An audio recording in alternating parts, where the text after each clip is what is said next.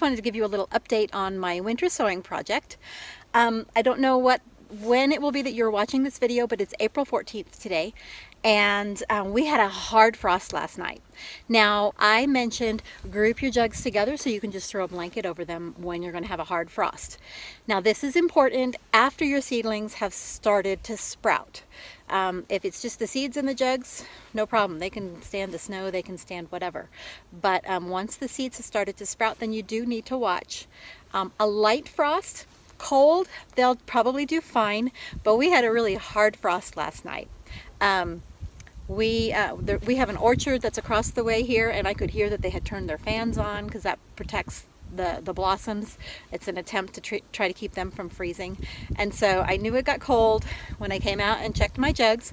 Sure enough, the ones that did have some seedlings sprouting, I did lose a few. I should have covered them with a blanket, and I didn't. So lesson learned. So this is just kind of my reminder to you. Don't forget to watch your weather once your seedlings have started to sprout. Most of the time they're going to be fine, but if it's a hard freeze, you might want to check, and you might want to give them a little extra protection. I had, let's see, what did I have sprouting? Because they had just barely started. My basil sprouted, and that was common. It's about time for them to start sprouting. I had a cucumber and a zucchini, 2 jugs sprout, and those were really surprising. It's kind of early for them. What happened is we had some really, really warm weather this past week, and so, like 5 or 6 days in a row of really warm, beautiful, nice weather. Was sorely tempted to actually start planting in my garden, but I know better, so I didn't. But those seeds started to sprout, and so in my cucumber jug, I think I had 4 seedlings coming up, and one of them was fine, and the other 3 were frozen. And then in my zucchini also, again, a couple of them were frozen and one was fine. So I don't know why one managed to survive it and the others didn't, but that's just the way it worked out. So the jugs are not wasted. I will still get a plant out of each of them. That's the nice thing about planting extra seeds in each, just knowing that, you might have some casualties along the way. The other nice thing is it's actually still early enough that I could just put some more cucumber jugs together. It's not a big deal. Like I said, they had just barely started sprouting. I could put another couple of jugs together and replace those ones that had sprouted and gotten frozen. There's 2 things I could have done to protect my jugs. I could have thrown a blanket over all of them. They were not in this box last night. I just transferred them in there. So they were just sitting over here, and I could have thrown a blanket over all of them, and that would have protected them. I went ahead and put them in this window box. It's just a wooden box. This is a glass window up here that I can close. My husband built this for me, and it's like a little mini greenhouse in itself, a little bigger than the jugs. So tonight what I'm going to do is I'm just going to close this window, and that'll protect them as well. So either put them inside some kind of a container to protect them, or cover them with a heavy blanket to protect them. Either one works. So that's just my tip. Once they start sprouting, pay attention. So I'm in the garden today planting, and I wanted to show you one thing that I do sometimes with my jugs.